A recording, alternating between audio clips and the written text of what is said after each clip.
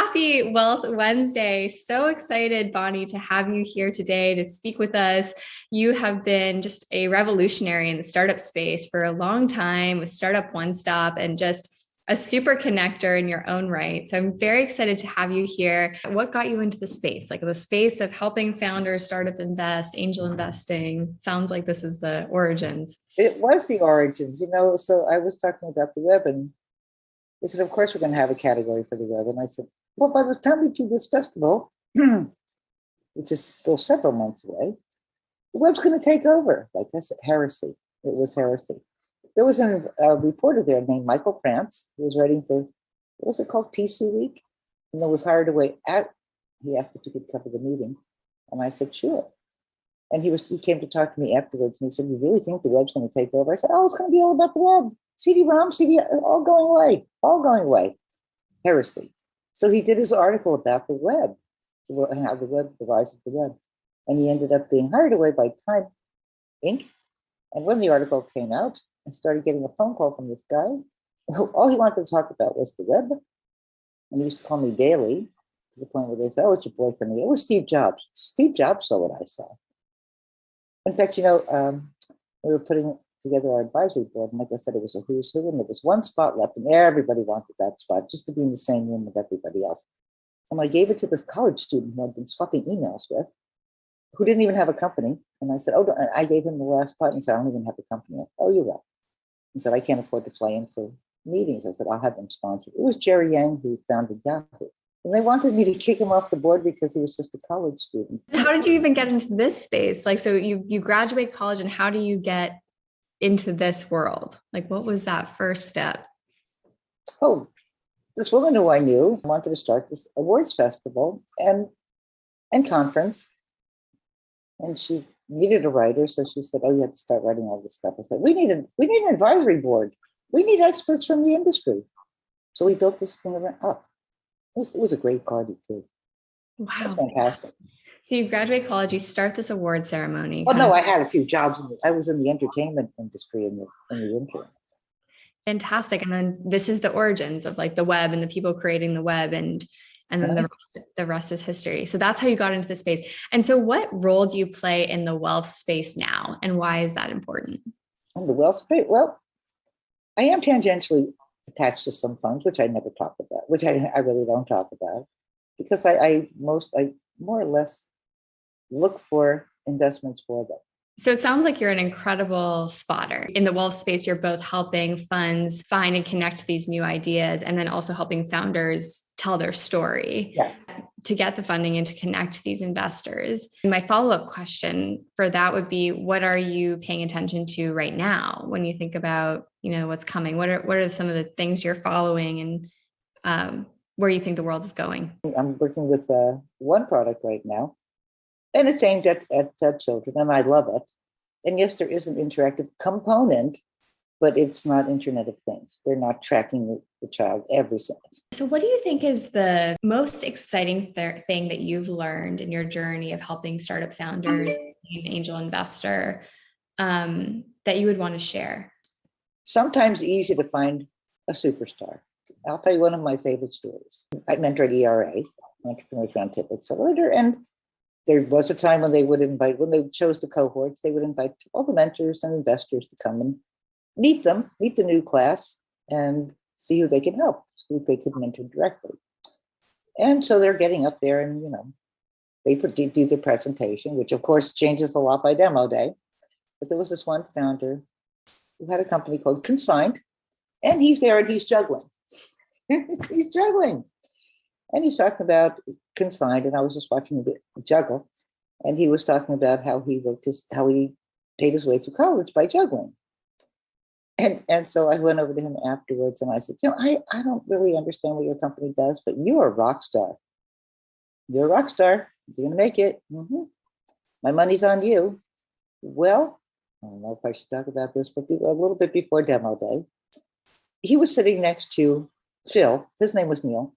And he was sitting next to Phil, who was part of a different company. And they became friends. And they were talking about, startup ideas. And both their companies were doing fine. And it was just before demo day, and they decided to go to the managing director of ERA, Murad Honolulu. Yes, I can even pronounce his name. And tell them that they're going to do demo day, but they're going to start another company. They had this other idea. So Neil Parak and Phil Krim started Casper, which was the most successful consumer brand ever. I knew he was a rock star. I knew he was. The moment he started talking, I said, "Guy's rock star." Well, they just have something about them. And so when you think of like the excitement around that, if you were, especially a woman or non-traditional angel investor, and you were trying to connect with those rock stars and trying to sort of find them and find ways to support them and add value in their story, female entrepreneur, or as a woman looking to invest in entrepreneurs, what would have helped? Or do you see any trends in the founders that you're helping, how they connect with certain angel investors, how to get involved? Follow up. Be persistent. Women don't do it, men do it more than men, and men aren't great at it either. Follow up is very important. Keep following up. Seriously, that's how you get clients. That's how you get investors. If you make a change, give them information. You might hit that one point that makes all the difference. And do you feel like female investors should do the same? Like when you're approaching these founders, when you identify them or you're working with them and connecting them to the fund, is there anything that you think you do that's special and unique that helps make those connections? Stay in touch with people. Be human. Be a person. Don't just reach out to them because you need something. Reach out to say hello. Well, what companies are you looking into right now? Are there any companies or founders that you think are like those rock stars, like the Neils, that you're kind of keeping a pulse on and that you think we should look into? Well, I'm working with this company right now. It's sort of a toy robotics. It's to help kids get to sleep and to teach them healthy habits. And, you have to teach habits early. It's really cute. They have a killer team. They did this Indiegogo campaign and pre-sold 200,000. They raised their first 200,000, which is a great proof of concept. So I'm like, all these parents are locked in with their kids. Kids can't get to sleep, and it really helps kids get to sleep. And he came up with it because he had a 4-year-old who was difficult to get to sleep. Look at products that people have solved real problems for themselves, and it helps other people who have the same problems. And so what advice would you give to somebody getting started in investing in startups? Do your due diligence. Talk to other investors. Really check out the founder, check out the company. Do your due diligence. This is an investment.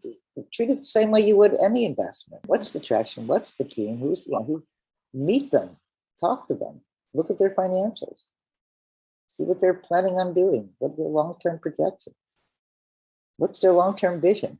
What do you think is something that's typically missing in an investor deck that founders typically miss that you think investors should ask for? Most founders believe that it's all about the product. Of course, the product is important. So they basically put together a marketing or product deck. Investors are about one thing. They're about exits. They're about making money. They read financials. Financials are the language of investors. And most people don't think that they need to do their financials. You need to do your financials. They're interested in numbers and differentiators. Why are you going to be the one who's going to be the winner take all, and why now? Absolutely. And when it's so early stage, maybe pre-launch, for example, how do you evaluate those financials and do that diligence? The projections, investors want to know the way they think, how they see their market, how they're going to get there, what's their go-to-market strategy. If you're that early, they want to know what your vision is, how you're thinking, how you're planning this, what's your strategy. We've gotten feedback that sometimes female investors are harder to work with because they ask more questions, they take more time, whereas like a guy will just write a check, for example, or follow a friend and sometimes like miss an opportunity or not actively reach out to female investors because they're asking so many questions and require so much more diligence for potentially smaller checks. How do you balance that?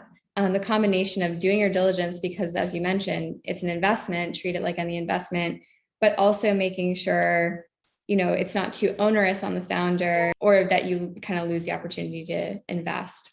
But you want somebody who's going to ask questions. What people don't realize is that, women-founded companies generally do better. There's a lower failure rate. And what also gets me, so I just wrote a newsletter about this not too long ago, is that despite we're talking about, the need to invest in women founders and diverse founders and this and that, and yes, the investment is up in diverse founders. It's down in women founders. It's down. Most angels don't do their due diligence. And he's a very active angel investor. He's part of several angel groups. It's the first thing he does. And for the founders, do you feel like that extra effort it might take to work with a female investor versus other investors is worthwhile? And how would you think about that as a founder? The devil is in the details. If you're working, you want to work with somebody who's looking at the details. They're going to find the weak spots. That's the other side of the coin that they're not thinking about. Mm-hmm. But if you do that, what about this? Oh my God, you're right. You want somebody who's looking for the devil. You do. Mm-hmm. You're going to find them. Then they're going to get rid of them, hopefully, or help you get rid of them. That's a great point. Yeah. As a thought partner, rather than seeing it as time spent to get a check, you're actually getting quite a strategic thought partner. Thank you. Yeah. Don't you want that? Is there anything else we should know? How can we follow what you're doing, these startup breakfasts that you're running, your newsletter? Can you tell us a little bit about how anyone listening to this can stay in touch? So it's called startuponestop.com. And every 2 weeks, we host online now. We host an investor breakfast with one investor and a small self-selecting group of entrepreneurs. And even if you're not looking for money now, it's good to get to know the investors, what they invest in, how they think, and establish a relationship before you need the money. They're going to establish a relationship with you before. They have to know who you are. They have to work with you. And then once a month, we host what we call the Bootstrapper Breakfast, which is for people who aren't necessarily looking for funding, maybe not yet, maybe not ever, but it is moderated as well. And it's the community helping each other. Well, thank you for everything that you've shared. Oh, thank you. This has been an incredible interview, and we'll definitely be following along. So thank you so much, Bonnie. Thank you.